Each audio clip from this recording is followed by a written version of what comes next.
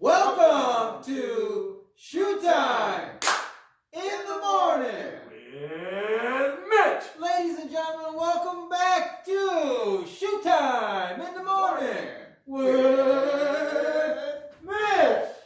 We're in the kitchen. It's always about nutrition, but we finished nutrition.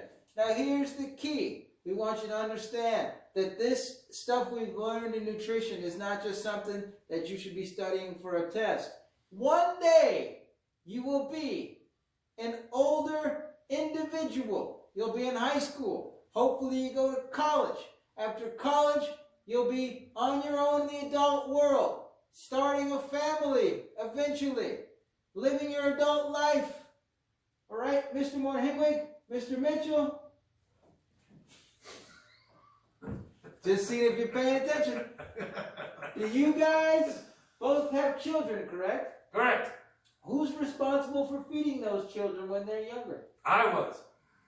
So, you'll have this exact same responsibility one day. In addition, no matter what you choose to do, and we have so many beautiful, talented people in our classes. If you want to be a doctor, if you want to be a dancer, if you want to be an explorer, if you want to be a mathematician, if you find something you love and you find a way to do that to make a living off it, you'll have happiness. Now the key is, if you get that happiness, you want to enjoy it as long as possible.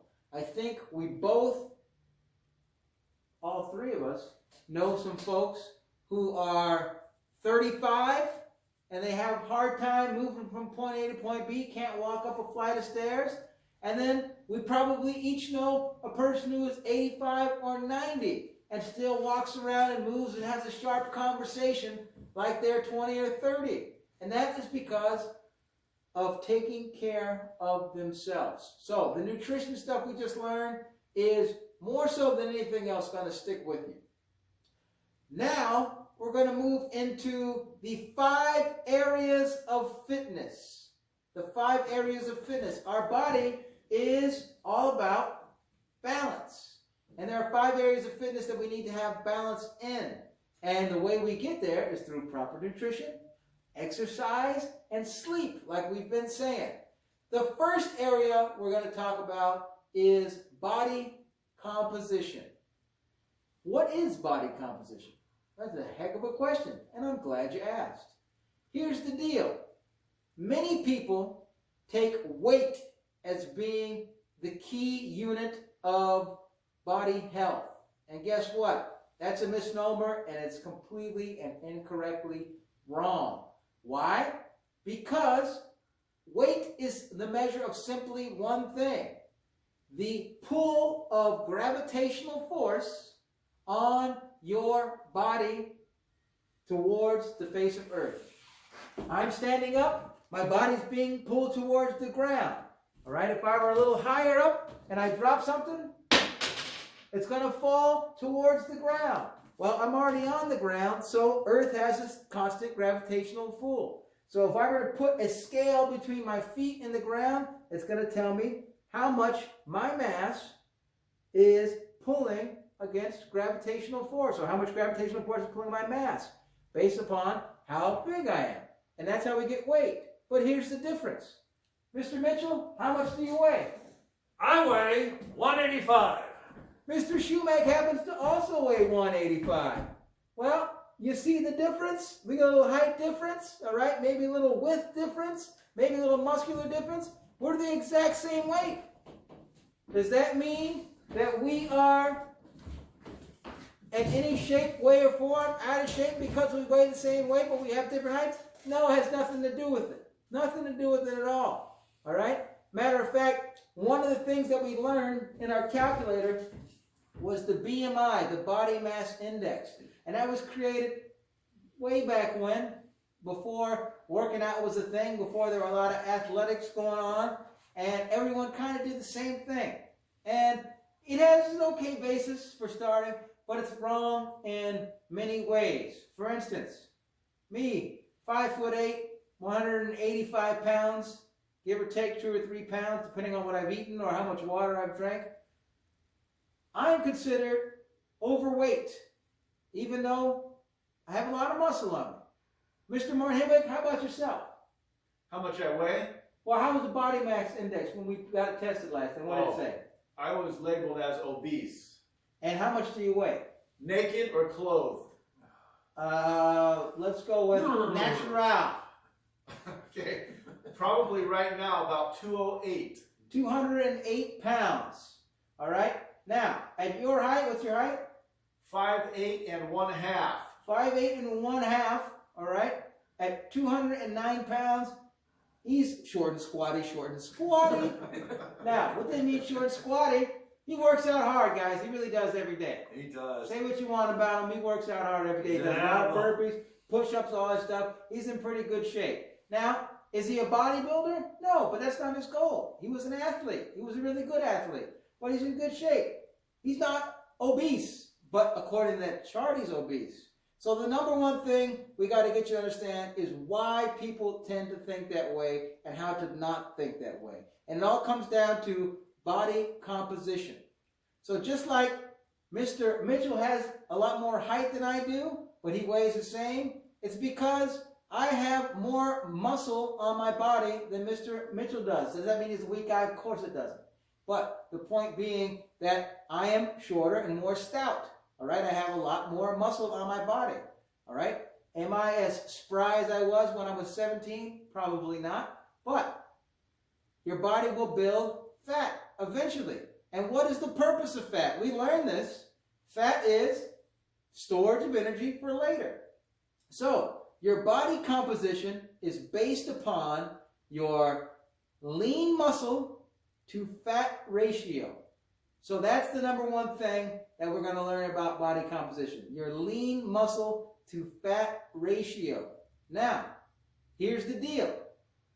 When you weigh yourself and you take your height, well, guess what? If you're an athlete and you've been running around, especially 12, 13, 14 years old, chances are you're wiry. And as a twig, you got no fat on you at all. I know I didn't when I was your age. But that doesn't mean one way or another. You haven't hit your growth spurts yet. You're about to hit puberty. You're having body changes.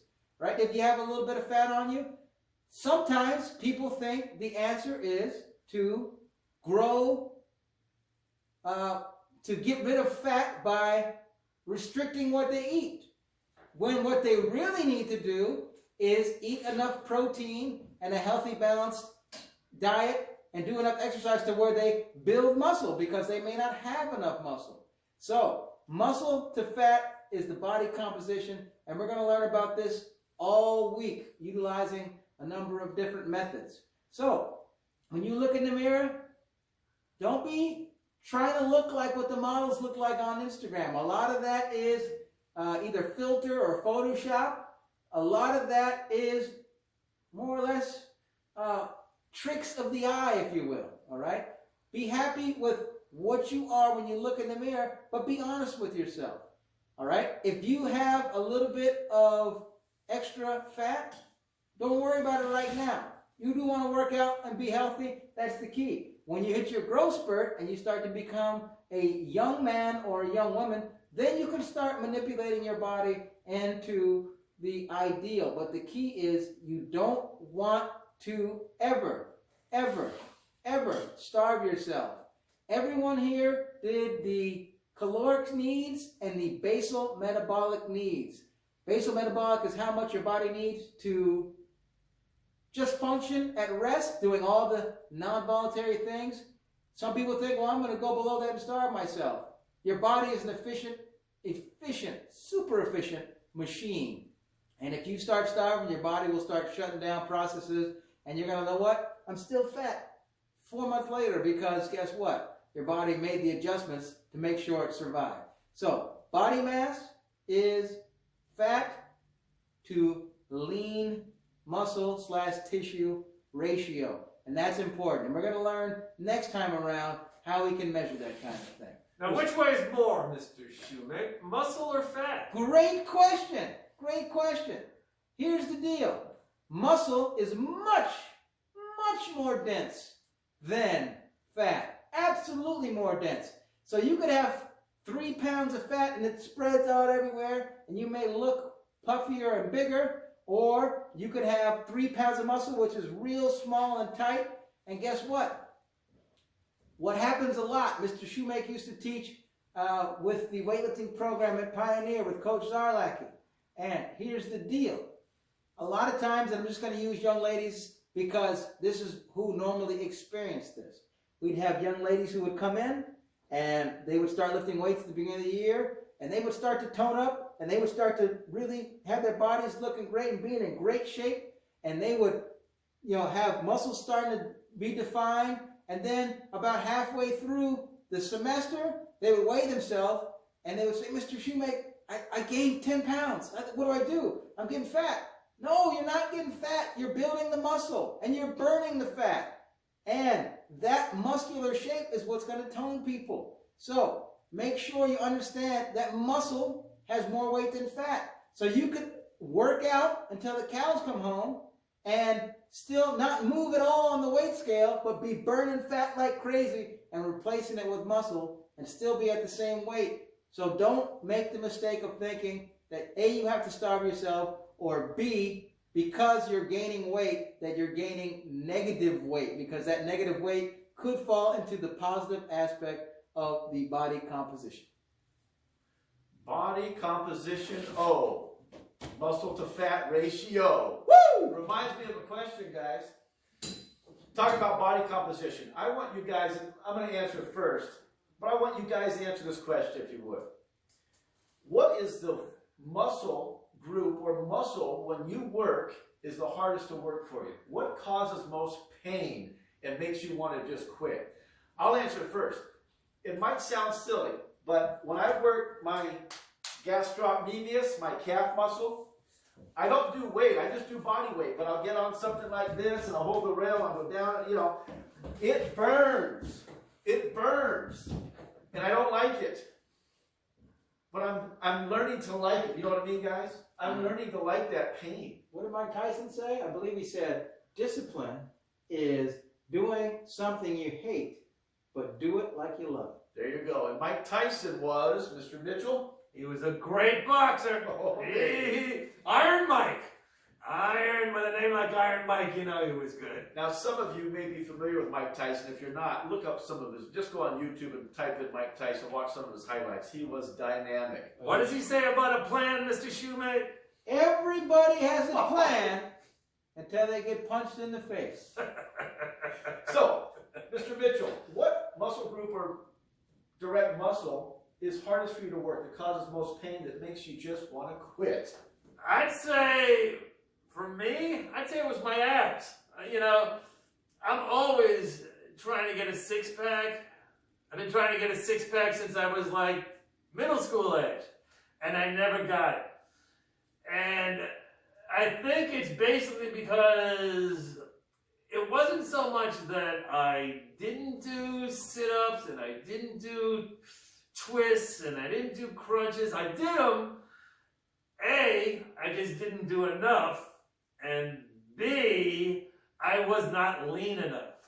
And so for me, I'm not saying it was painful but I would never get to the point where I could actually see that six-pack. And that for me was the hardest thing for me to be able to do. Mr. Shoemake. Well, 2 things that makes me think of, guys. That's a perfect example. We'll probably talk more about that next video. But everybody has a six-pack. Everybody. Yeah. It's just, do you see it? How much body fat do you have on top of that six-pack? Now, we'll talk more about that next video. But remember that you're working hard. Part of it is losing the extra energy that your body is not using in order to see the actual muscles down there. But everyone has abs. They don't disappear. They just, whether or not you can see them or not. For me, speaking of what hates to do, to be honest, what I love now was the hardest for me to do. And if you're in my class or in my class last year, you know my favorite exercise is the squat. And trust me, I hated squats for years. Why? Because I was strong at it, but they hurt. And I wasn't very good at multiple repetitions. I could do a lot of weight one time, but I couldn't do a lot of multiple repetitions. And the one thing I had to look in the mirror and say, and this is the philosophy I really do subscribe to, is usually, no matter what it is in life, but particularly in the gym, but for life too, the things that we stay away from or do the least are the things that we're not good at. Because you're good at something else. Hey, I can bench press and do pull-ups all day. I'm going to just do those. I'm good at them. But squats, oh, those are hard. I don't want to do them. But when you start identifying your weaknesses, if you can make your weakness a strength, that is when you are close to flawless as possible. Hurts so good. Come on, baby, make it hurt so good. Sometimes love don't feel like it should. You make it hurt so good. Oh, yeah. Hey, Monty Paul, remember him?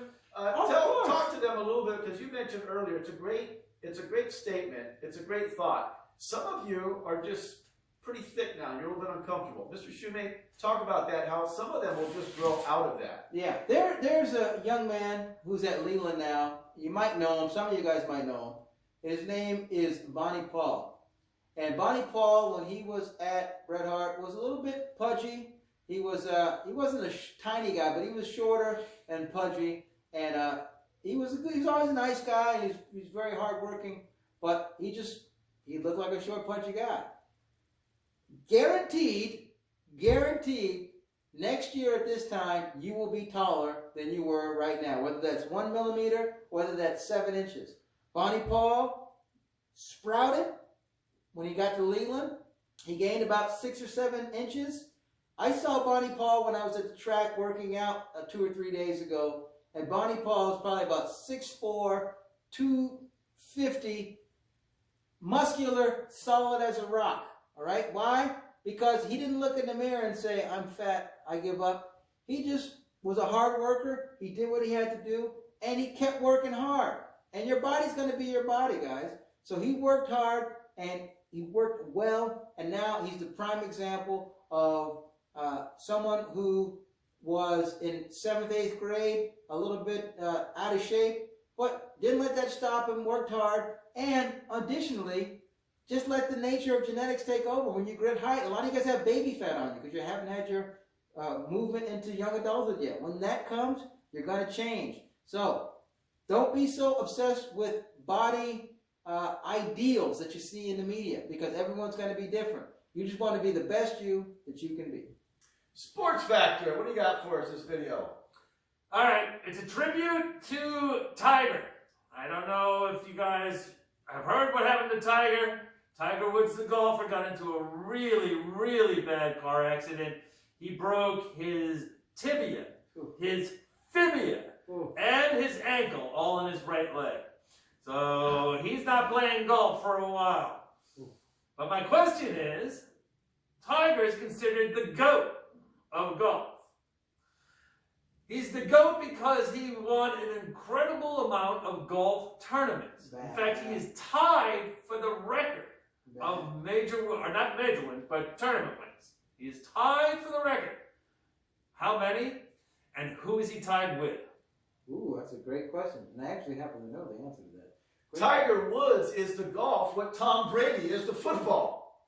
The GOAT. He is the GOAT. Mr. Moorhead goes off the deep end from time to time. He does. He's got Tom Brady posters at his house. Sometimes. Jolly Geographer. Hey, welcome back to the land of Jolly Geographer. Here is the deal, ladies and gentlemen. All right, we have moved to body composition. Nutrition is always a part of it, but body composition is muscle to fat or fat to lean body tissue area ratio. Now, there is a place where all the bodybuilders, when bodybuilding became big with Arnold Schwarzenegger back in the day, they came and made into a bodybuilding mecca. So much so that they called it Muscle Beach. Right on the beach, they had an outdoor weight room set up. People would go hang out, work out, and then they go hang on the beach, eat together. It was the golden age of bodybuilding. I was there. I've been there. Yeah. Oh, yeah. I've worked out there. What people were working on? Way back when? It's great. Yeah. Where is Muscle Beach? Great question. This is going to be a great unit, guys. We're talking about the body, all kinds of things about the body. We're talking about muscular strength. We're talking about cardiovascular endurance. We're talking about muscle mass. We're going to talk about body composition. That reminds me of a joke. I got to tell my joke. Joking. Look, there was two blood cells. They met. And, you know, they fell in love. But alas, it was all in vain. Woo! Hey guys, here's a principle I want to share with you before we end the video. My class knows this principle. We've talked about it a little bit, but I want to share it with you, the rest of you, and go in just a moment of detail regarding it. Work the heart, train the brain to deal with pain. So let's use our examples. Right now, my example, where it causes me pain is when I'm working my calf muscles. You know, I used to get cramps. I don't know if I told you guys that in high school and college. I used to get cramps in my calves during games until I learned just drink water. I just wasn't drinking enough water. But that pain in my calf brings that temptation for me to quit. And so I'm working my heart. The blood's pumping. The blood's, my brain's telling my heart, you got to get that oxygenated blood right down to your gastrocnemius area because you need that oxygenated blood to work that muscle. And I just feel like quitting. But when I think about it, I think, I don't want to be a quitter. You've heard that a lot. I don't want to be a quitter because, guys, here's the truth. If I were to quit because of the pain, which is physical, working my gastrocnemius or calf, I'm more apt to quit in other areas of life that aren't necessarily physical, like emotional pain. We've all experienced that. Psychological pain, relational pain. So we don't want you to be a quitter. We're trying not to be quitters. We don't want you guys to be quitters. So, work the heart. In the words of Dr. John, a quitter never wins and a winner never quits. Say it again. That was good. A quitter never wins and a winner never quits. There you go. So, work the heart. Get the blood going. When that pain comes, you got to train your brain to not quit. Don't quit. Don't quit. So, work the heart, train the brain to deal with pain. It might start hurting. When I kept on going like this, start hurting. There's a lot of pain. A lot of pain. Oh, it just starts hurting. And I say, I'm going to quit. I'm going to quit. I said, no, you don't have to quit. And then someone walks in and says, you can keep going. Woo! What is going on here? Well, we're building healthy relationships. What's the purpose of Red Heart? HR squared. Honesty, respect, responsibility. Ladies and gentlemen, boys and girls, happy to be back with you at Shoe Time in the morning, learning about the body, making you healthy so you have the wealth of knowledge in your mind for the health of your body from top down to the bottom and front and behind, and try to be a little better today than you were yesterday. Keep on pushing. Push on 3. 1, 2.